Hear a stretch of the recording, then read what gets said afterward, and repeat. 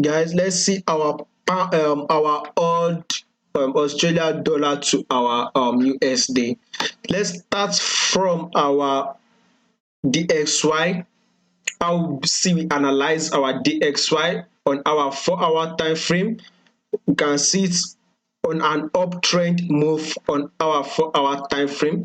We can see this our recent higher highs. It's broke above our previous higher highs. We can see our previous higher highs. Our price came down, pushes up again, breaking our previous high highs. Now our price has now come down. What are we waiting for? We are actually waiting for a bullish move. As we can see, as our index came down, right?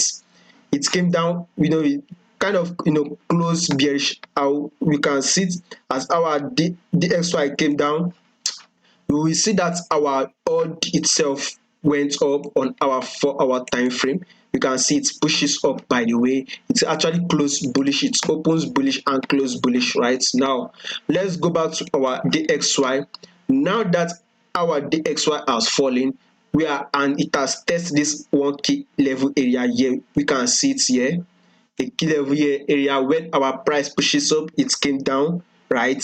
We saw when it pushes up, it tests this area here, and now our price has now tested this area, and again it is failing to break below.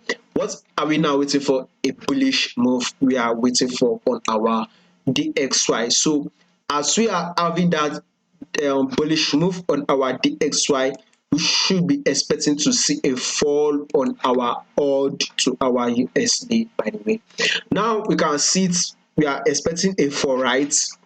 Another way why you should take your AUD to, you should short your AUD to your USD, is that we are actually on a downward trend, right?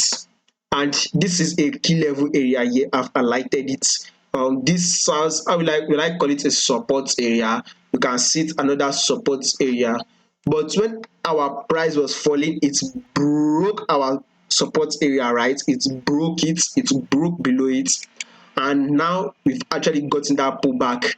Once our price break our, probably our resistance or our support, we should actually be waiting for a pullback, and now we got the pullback.